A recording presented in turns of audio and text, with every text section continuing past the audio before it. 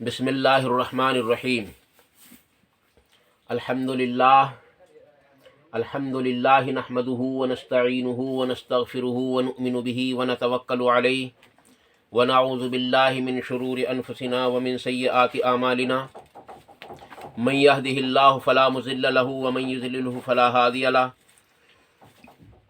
ونشهد ان لا الہ الا اللہ وحدہ لا شریک له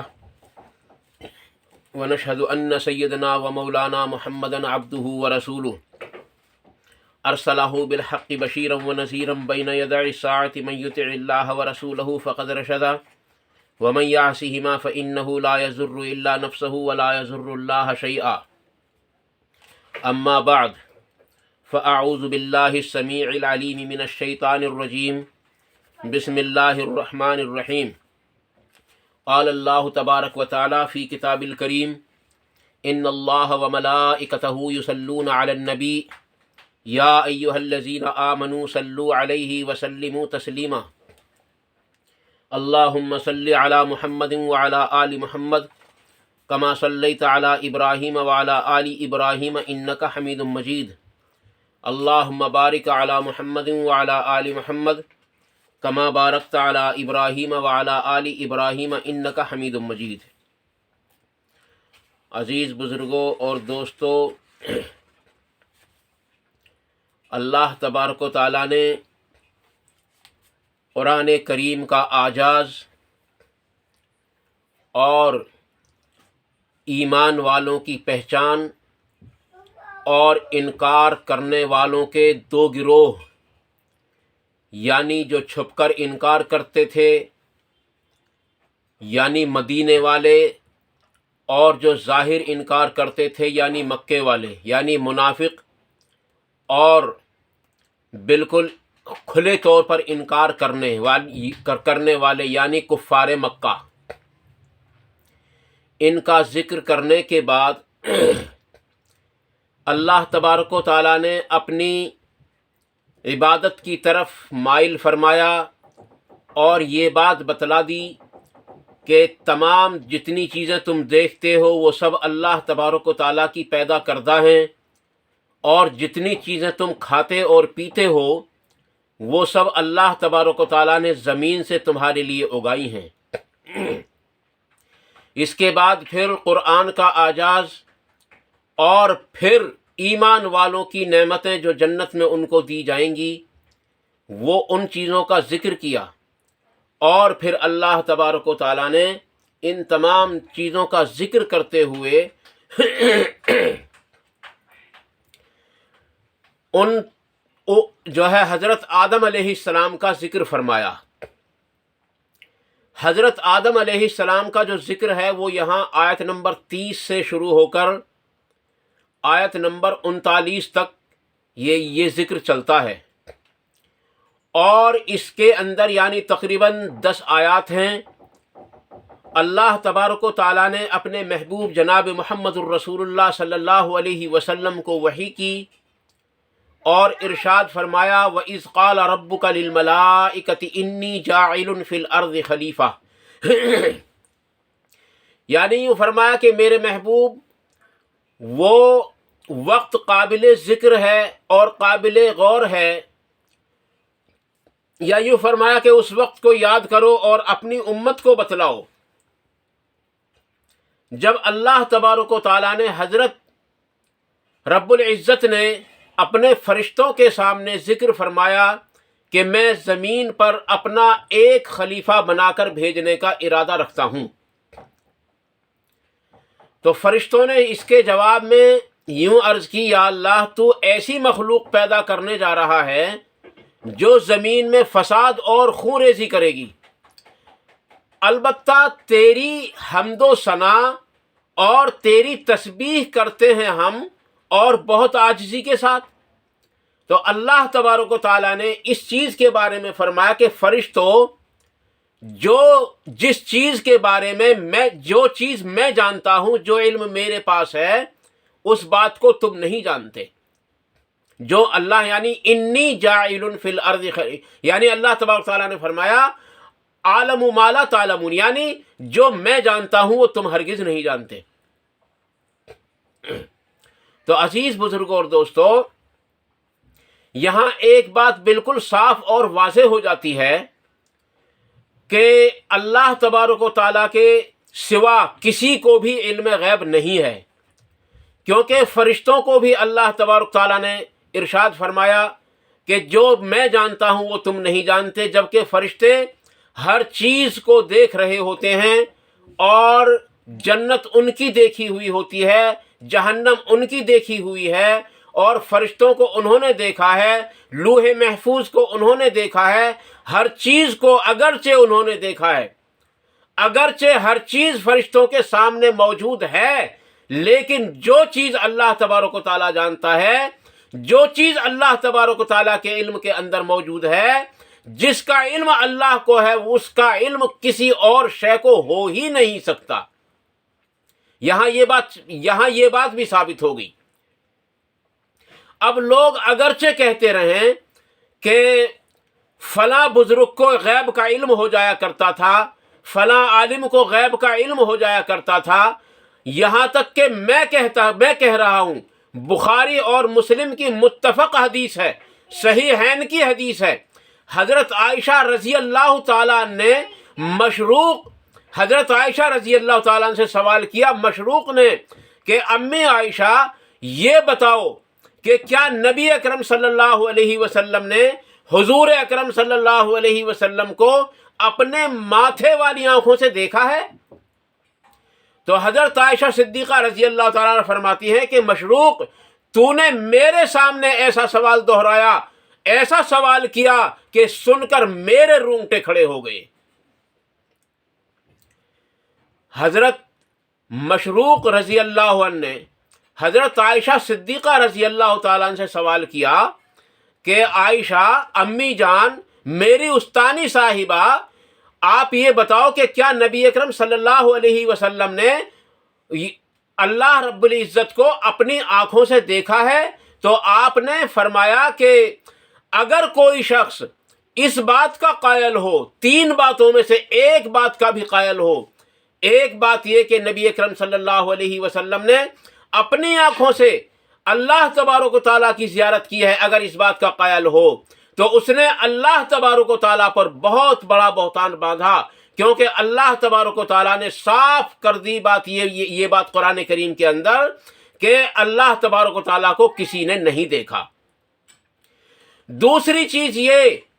کہ اگر کسی کا یہ خیال ہو کہ نبی اکرم صلی اللہ علیہ وسلم کو غیب کا علم تھا تو اس نے اللہ تبارک و تعالیٰ پر بہت بڑا بہتان باندھا، کیونکہ اللہ تبارک تعالیٰ نے یہ بات صاف کر دی قرآن کریم کے اندر کہ غیب کا علم سوائے میری یعنی اللہ تبارک و تعالیٰ کی ذات کے اور کسی کے پاس ہو ہی نہیں سکتا۔ پتہ چلا کہ اللہ رب العالمین کے سوا غیب کا علم کوئی بھی نہیں جانتا۔ اور تیسری بات یہ فرمائی حضرت عائشہ صدیقہ رضی اللہ تعالیٰ نے کہ اگر کوئی شخص یہ خیال کرتا ہو کہ نبی اکرم صلی اللہ علیہ وسلم نے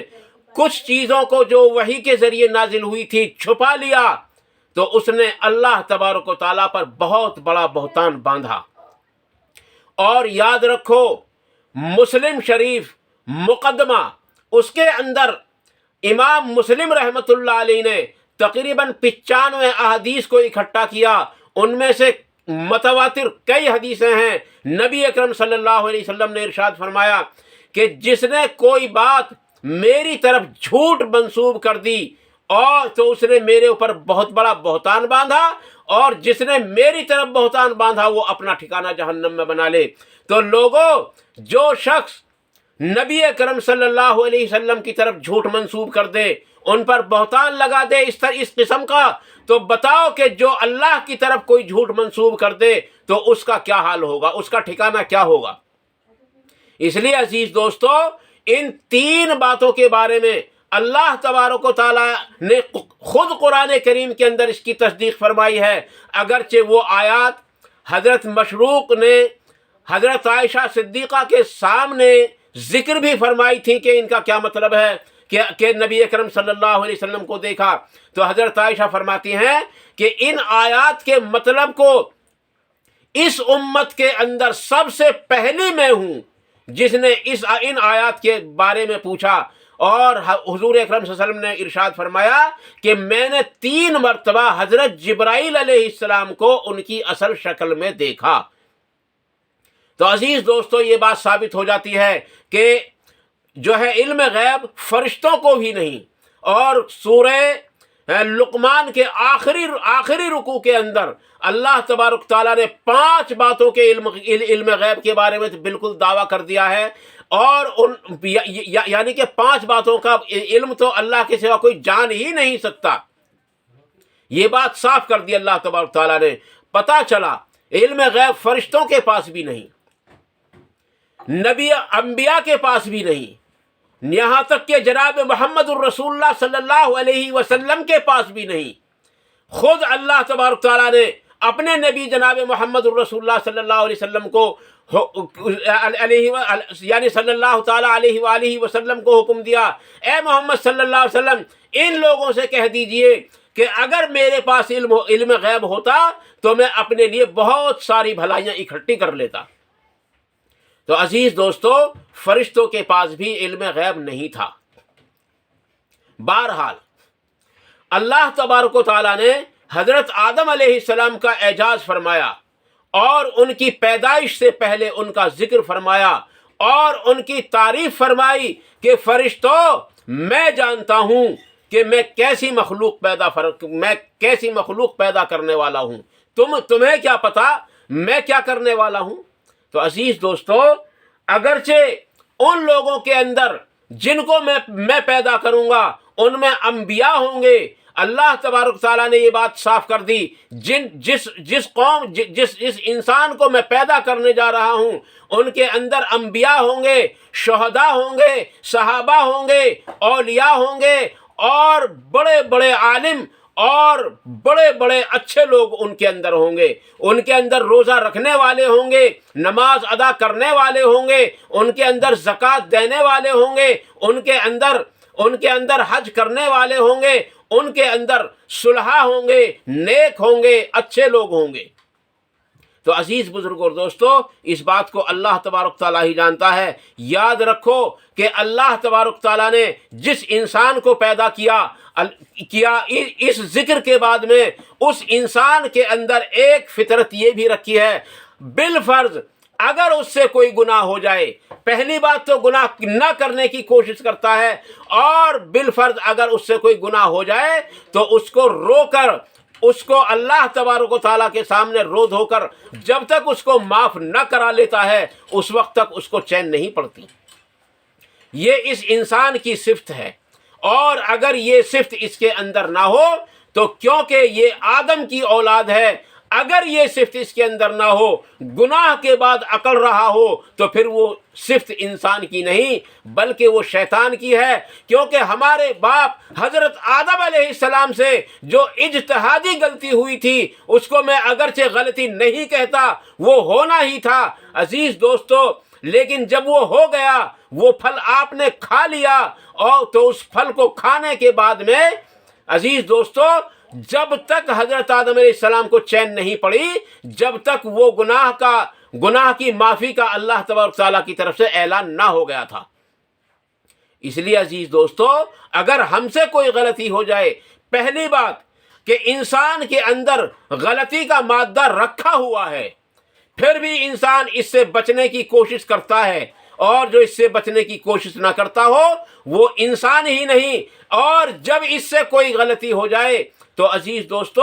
اس وقت تک انسان کی فطرت یہ ہے، جب تک اس کو معاف نہ کرا لے اس وقت تک اس کو چین نہیں پڑتا، اور اگر وہ معاف نہ کرائے یا توبہ نہ کرے تو اس کو بھی انسانیت نہیں کہا جاتا، اس کو بھی حیوانیت یا شیطانیت ہی کا لقب دیا جاتا ہے۔ تو عزیز دوستو، اللہ تبارک تعالیٰ نے حضرت آدم علیہ السلام کو اپنے ہاتھوں سے پیدا فرمایا، اپنے ہاتھوں سے بنایا، اور اپنی روح ان کے اندر پھونکی، اپنا حکم، اور روح سے مراد اپنا حکم، اپنا امر، عزیز دوستو اپنا امر ہے، اللہ تبارک تعالیٰ نے اپنا امر ان کے اندر پھونکا اور پھر حضرت آدم علیہ السلام کو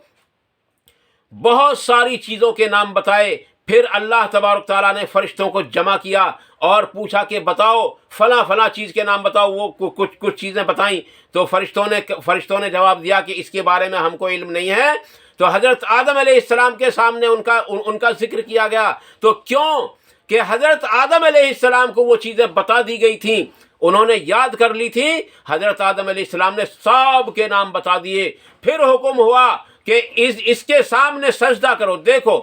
اس انسان کا کتنا اعزاز کیا جا رہا ہے, اس انسان کا کتنا اکرام کیا جا رہا ہے کہ فرشتوں کو حکم ہوا سجدہ کرو. تمام تر فرشتے سجدے میں گر گئے سوائے ایک ابلیس کے, اور اس نے انکار کیا اور ہو گیا متکبروں میں سے. اور اس کے گلے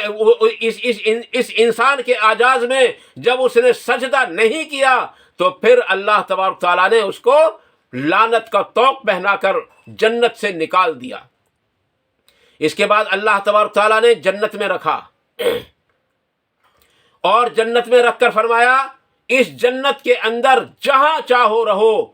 جہاں جو چاہو کھاؤ, لیکن وہ جو فلاں درخت ہے اس کے قریب نہ جانا کہ اگر تم نے اس کا استعمال کر لیا تو تم ظالموں میں سے ہو جاؤ گے. عزیز دوستو, حضرت آدم علیہ السلام پر شیطان نے بہت زیادہ ڈورے ڈالے, لیکن شیطان کے قبضے میں حضرت آدم علیہ السلام نہیں آئے. یہاں تک کہ حضرت حوا کو اللہ تبارک تعالیٰ نے حضرت آدم علیہ السلام کی بائیں پسلی سے پیدا فرمایا, اور پھر پیدا فرمانے کے بعد ان کو بھی جنت میں رکھا گیا. پھر اس نے سوچا کہ اگر مرد قابو نہیں آ رہا ہے تو عورت ضرور قابو آ جائے گی. چنانچہ اس نے حضرت حوا کو جو ہے بہکایا اور حضرت حوا نے وہ پھل کھایا. لوگ کہتے ہیں کہ وہ گیہوں کا پیڑ تھا یا گیہوں کا دانہ تھا. قرآن اور حدیث میں اس کی کوئی صحیح نہیں ملتی. اس میں مطلقاً ایک درخت ہے اور مطلقاً ایک پھل ہے صرف, اور کسی پھل کا نام نہیں, کسی درخت کا نام نہیں ہے. عزیز دوستو, گزشتہ کتابوں کے اندر بنی اسرائیلی روایات کے اندر اگر اس کا نام موجود ہو تو ہو, لیکن قرآن و سنت میں اس کا نام موجود نہیں ہے. تو عزیز دوستو, انہوں نے وہ پھل کھایا اور اس کے بعد حضرت آدم علیہ السلام کو اور حضرت حوا کو اللہ تبارک و تعالیٰ نے دنیا میں بھیج دیا. میں اس کو پھینکنا نہیں کہہ سکتا کہ اللہ تبارک و تعالیٰ نے حضرت آدم و حوا کو بنایا ہی دنیا کے اندر بھیجنے کے لیے تھا. وہ تو ایک بہانہ تھا, وہ حضرت آدم علیہ السلام کی غلطی نہیں تھی. وہ روایت آ جائے گی انشاءاللہ آنے والے وقت میں کہ جب حضرت یعنی عالم ارواح میں جب حضرت آدم علیہ السلام کی ملاقات حضرت موسیٰ علیہ السلام سے ہوئی تو موسیٰ علیہ السلام نے ان سے یہی سوال کیا تھا کہ ابا جان تم نے جو وہ غلطی کر دی تھی اس کا خمیازہ میں اور آپ کی تمام اولاد بھگت رہی ہے اور آپ نے بھی اس کا خمیازہ بھگتا ہے. تو حضرت آدم علیہ السلام نے ان سے یہی سوال کیے تھے کہ تمہیں کس کے بارے میں کیسے پتا چلا. انہوں نے بتایا کہ میں نے تورات میں پڑھا ہے. اور حضرت آدم علیہ السلام نے فرمایا کہ تورات کب لکھی گئی تھی. عرض کی کہ تورات آپ کی پیدائش سے بھی بہت دن پہلے لکھی گئی تھی. تو حضرت آدم علیہ السلام نے ارشاد فرمایا کہ جب تورات میری پیدائش سے پہلے لکھی گئی تھی اور اس کے اندر یہ ذکر ہے کہ میں نے وہ پھل کھایا تو پھر اس میں میری کیا غلطی ہے. تو عزیز دوستو, یہاں پتہ یہ چلا کہ جو کچھ ہوتا ہے وہ سب اللہ ہی کی طرف سے ہوتا ہے, اور اللہ تبارک و تعالیٰ کو اسی طریقے سے حضرت آدم علیہ السلام کو دنیا میں بھیجنا تھا اور ہم کو دنیا کے اندر آنا تھا. اس لیے کوئی اگر ان پر کیچڑ اٹھا رہا ہو تو ان پر کیچڑ نہ اٹھائے, کیونکہ ان پر کیچڑ اٹھانا قرآن اور حدیث پر کیچڑ اٹھانا ہے یا اللہ تبارک تعالیٰ کے احکام پر کیچڑ اٹھانا ہے. عزیز دوستو, حضرت آدم علیہ السلام کو دنیا کے اندر رکھا گیا اور پھر اس غلطی کا احساس دلایا گیا جو آپ کر کے آئے تھے، حالانکہ میں اس کو غلطی نہیں کہتا، لیکن بظاہر جو آپ نے کیا تھا اس کا احساس دلایا جاتا رہا، آپ روتے رہے، لکھا ہے کہ برسوں روئے ہیں آپ علیہ الصلاۃ والسلام۔ چنانچہ ایک روز اللہ تبارک و تعالیٰ نے آپ کی توبہ کا اعلان بھی فرما دیا۔ وہ سورہ اعراف کے اندر وہ آیت آ جائے گی، وہ یا کوئی دوسری صورت ہے۔ لوگ کہتے ہیں کہ نبی اکرم صلی اللہ علیہ وسلم کے وسیلے سے آپ کی توبہ قبول ہوئی تھی۔ عزیز دوستو، قرآن کریم کے اندر تقریباً 4 مقامات پر اس چیز کا ذکر کیا ہے، اور ایک مقام پر وہ الفاظ بھی ذکر کر دیے ہیں جن الفاظ کے ذریعے سے حضرت آدم علیہ السلام کی توبہ قبول ہوئی تھی۔ لیکن پھر بھی اگر یہ امت نہ مان رہی ہو تو عزیز دوستو اس میں کسی کا کوئی قصور نہیں ہے۔ البتہ وہ جو روایت لی گئی ہے وہ صحیح ستہ نے لی ہی نہیں اپنی کتابوں کے اندر، نہ سنن اربعہ کے اندر وہ روایت ملتی ہے، اور نہ ہی وہ روایت ملتی ہے صحیحین کے اندر۔ عزیز دوستو، بالفرض اگر وہ روایت صحیح بھی ہو تو اس پر ایک دوسرا سوال یہ اٹھتا ہے کہ فرشتوں نے حضرت آدم علیہ السلام کو سجدہ کیا تھا۔ اگر حضرت آدم علیہ السلام کی توبہ کو ہم قبول ہونا مان لیں تھوڑی دیر کے لیے نبی اکرم صلی اللہ علیہ وسلم کے وسیلے سے، تو حضرت آدم علیہ السلام کو فرشتوں نے سجدہ کیا تھا اللہ کے حکم سے، تو ہمارے نبی جناب محمد الرسول اللہ صلی اللہ علیہ وسلم تو سجدے کے لیے اور بھی زیادہ منتخب تھے کہ ان کے لیے سجدہ کیا جاتا، اور بھی زیادہ حقدار تھے۔ ایک صحابی ہیں، آپ صلی اللہ علیہ وسلم کی خدمت میں حاضر ہوئے اور ایمان لائے، اور ان کو سجدہ کرنے کا ارادہ فرمایا یا سجدہ کیا۔ آپ نے فرمایا اٹھ، اور انہوں نے عرض کی یا رسول اللہ، میں نے فلاں بادشاہ کو دیکھا کہ ان کی جو رعایا ہے وہ ان کو سجدہ کرتے ہیں، تو آپ زیادہ مستحق ہیں کہ آپ کو سجدہ کیا جائے، کیونکہ آپ نبی ہیں، انبیاء کے سردار ہیں، تمام نبیوں کے امام ہیں آپ صلی اللہ علیہ وسلم۔ اور ظاہر بات ہے سجدہ پچھلی امتوں میں جائز تھا۔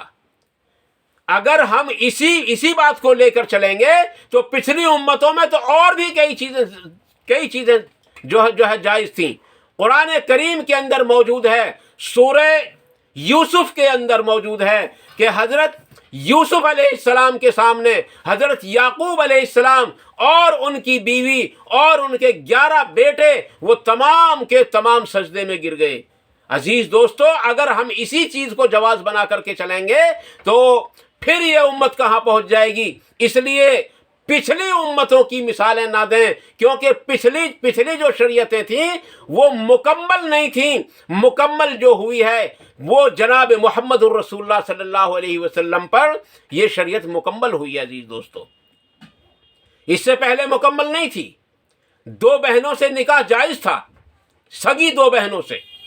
3 سے بھی جائز تھا۔ اور یاد رکھو، شیطان اس زمانے میں آسمانوں پر چلا جایا کرتا تھا۔ اور سنو، سجدہ تعظیمی جائز تھا۔ آج وہ تمام چیزیں ختم ہو چکی۔ انبیاء علیہ السلام کے زمانے میں اگرچہ تھی، لیکن نبی آخر الزماں صلی اللہ علیہ وسلم کی شریعت میں وہ چیزیں حرام قرار دے دی گئیں۔ اور نبی اکرم صلی اللہ علیہ وسلم نے ان صحابی کو فرمایا کہ بتا، جب میں مر جاؤں گا، دنیا سے رخصت ہو جاؤں گا، تو کیا تو میری قبر پر سجدہ کرے گا؟ تو اس نے عرض کی یا رسول اللہ نہیں۔ وہ صحابی ہیں، وہ وہابی نہیں ہیں۔ غور کرو عزیز دوستو کہ وہ کہہ رہے ہیں کہ یا رسول اللہ میں آپ کی قبر اطہر پر سجدہ نہیں کروں گا۔ وہ صحابی رسول تو منع کر رہے ہیں کہ میں آپ کی قبر پر تعظیمی سجدہ بھی نہیں کروں گا، لیکن آج جو بزرگوں کے مزاروں پر ہو رہے ہیں یہ سجدے، وہ تعظیمی ہوں یا عبادت کے لیے ہوں، وہ کس طریقے سے جائز ہو سکتے ہیں؟ پھر نبی اکرم صلی اللہ علیہ وسلم نے ارشاد فرمایا کہ اگر کسی کے لیے سجدہ جائز ہوتا، روا ہوتا، تو میں سب سے پہلے حکم دیتا عورت کو کہ وہ اپنے شوہر کو سجدہ کیا کرے۔ تو عزیز دوستو، یہ بات بہت لمبی ہو جائے گی اور بات کا رخ بھی پلٹ گیا، کافی دور تک چلا گیا۔ عزیز دوستو، حضرت آدم علیہ السلام نے توبہ کی اور یعنی کہ اگلی صورت کے اندر اللہ تبارک تعالیٰ نے وہ الفاظ بھی دہرا دیے جن کے ذریعے اللہ تبارک تعالیٰ نے حضرت آدم علیہ السلام کی توبہ کو قبول کیا تھا۔ وہ توبہ تھی، وہ الفاظ تھے، ربنا ظلمنا انفسنا وان لم تغفر لنا وترحمنا لنکونن من الخاسرین۔ عزیز دوستو، یہ ایک ایسا استغفار ہے جو دنیا میں سب سے پہلے پڑھا گیا انسانیت کے اندر۔ اس سے پہلے کوئی استغفار نہیں پڑھا گیا۔ یہ استغفار ہے حضرت آدم علیہ السلام کا، اور قرآن کریم کی روح سے پتہ چلتا ہے لا الہ الا انت سبحانک انی کنت من الظالمین۔ یہ استغفار ہے حضرت یونس علیہ السلام کا، استغفر اللہ الذی لا الہ الا هو الحی القیوم واتوب الیہ۔ یہ استغفار ہے جناب محمد الرسول اللہ صلی اللہ علیہ وسلم کا۔ اس میں سے آپ جس کو چاہیں منتخب کر لیں اپنے لیے اور کثرت سے پڑھا کریں، کیونکہ استغفار کرنے سے بڑے فائدے ہوتے ہیں دنیا میں بھی اور بڑے فائدے ہوتے ہیں آخرت میں بھی۔ دنیا کے اندر سکون ملتا ہے استغفار کرنے سے، کیونکہ جتنی پریشانیاں ہمارے سامنے آتی ہیں وہ سب ہمارے گناہوں کے سبب آتی ہیں۔ اللہ تبارک تعالیٰ خود فرماتا ہے کہ جتنی پریشانیاں تمہارے سامنے آتی ہیں وہ میری طرف سے نہیں بلکہ وہ تمہاری خود کی پیدا کردہ ہیں، وہ تم نے خود بنائی ہیں اپنے لیے۔ عزیز دوستو، اس لیے توبہ و استغفار کا اہتمام کرنا ہمارے لیے بہت ضروری ہے۔ عزیز دوستو، اللہ تبارک تعالیٰ نے قرآن کریم کے اندر تو خود فرماتا ہے کہ میں تمہارے ساتھ آسانی کا معاملہ چاہتا ہوں، میں تمہیں پریشانی میں مبتلا کرنا نہیں چاہتا۔ تو بتاؤ کہ پھر ہمارے سامنے پریشانیاں کیوں ہیں؟ تو ظاہر ہے کہ پریشانی ہمارے سامنے اس لیے ہے کہ ہمارے گناہوں کے انبار لگ گئے ہیں یا پھر ہمارا امتحان ہے۔ یہ کئی وجہ ہو سکتی ہے۔ اس لیے عزیز دوستو، ہم سب کو استغفار اور توبہ کی کثرت کرنی چاہیے۔ اللہ تبارک تعالیٰ مجھے اور آپ کو ان مختصر سی باتوں پر عمل کرنے کی توفیق عطا فرمائے، اور جو بات غلطی سے میری زبان سے نکل گئی ہو اس کو ہمارے دلوں سے نکال دے، اور ان تمام باتوں پر عمل کرنے کی توفیق عطا فرمائے جو میری زبان سے صحیح نکلی ہوں، ان کو ہمارے دلوں کے اندر راسخ فرمائے، ان پر عمل کرنا آسان اور ان پر عمل کرنے کے موقع بھی عطا فرمائے اللہ تبارک تعالیٰ۔ اللہ سے دعا کرتے رہیں اور قرآن کریم کو خود پڑھیں، اس کو سمجھیں، اس کو سمجھنے کی کوشش کریں۔ اگر سمجھ میں نہ آئے تو اس کو جو ہے کسی اچھے عالم، کسی اچھے قرآن کریم کا فہم رکھنے والے سے معلوم کریں، اور اگر سوال اور اگر جواب دینے والے سے تم نے گیہوں کا سوال کیا اور وہ اس کا چنا پیش کر رہا ہو تو وہاں سے خاموش رہیں اور پھر کسی اور اچھے عالم سے معلوم کریں۔ اس کو پھر تنقید کا نشانہ نہ بنائیں، کیونکہ پتہ چل گیا کہ اس کو بھی قرآن کریم کا علم نہیں، جس آیت کا، یا اتنا ہے کہ اس کو کم از کم اس آیت کا علم معلوم نہیں جس کے بارے میں ہم نے سوال کیا ہے۔ عزیز دوستو، یہ جو کہتے ہیں نا کہ ایک آیت کے 50 معنی ہیں، یہ غلط ہے۔ قل هو اللہ احد، میں مثال کے طور پر پیش کر رہا ہوں۔ اللہ تبارک و تعالیٰ کی ذات ایک ہے، اس کے ہمیں دوسرے اور تیسرے معنی پیش کر دے، صرف کوئی پیش نہیں کر سکتا۔ صرف اتنا فرق ہو سکتا ہے کہ کہہ دو کہ اللہ ایک ہے، اللہ ایک ہے، ان سے کہہ دو اللہ تبارک و تعالیٰ کی ذات یکتا ہے، ان سے کہہ دو۔ اس طریقے سے تو مانے، لیکن مطلب تو سب کا ایک ہی ہوگا۔ تو قرآن کریم کے ترجمے میں اگرچہ کسی نے کوئی کمی نہیں کی ہے، لیکن اگرچہ بہت سے لوگوں نے دوسروں پر کیچڑ بھی اٹھائی ہے کہ انہوں نے ایسا کیا، انہوں نے ایسا کیا، لیکن ترجمے میں ایسا بہت کم ہوا ہوگا جو کسی نے ترجمے کے اندر گڑبڑ کری ہوگی۔ اس لیے عزیز دوستو، قرآن کریم کے ترجمے کو پڑھیں اور اس کو سمجھیں۔ البتہ تفسیر کے بارے میں ضرور، تفسیروں کے اندر ضرور علماء سو نے ڈنڈیاں ماری ہیں، اس لیے عزیز دوستو ان سے بچنے کی کوشش کریں۔ ترجمے کو پڑھیں، شان نزول معلوم کریں، متعدد علماء سے معلوم کریں. جب جواب مختلف ہو جائے تو پھر اس کو صحیح احادیث کے اندر تلاش کریں اور اس پر عمل کریں جو صحیح احادیث سے ثابت ہو رہا ہو.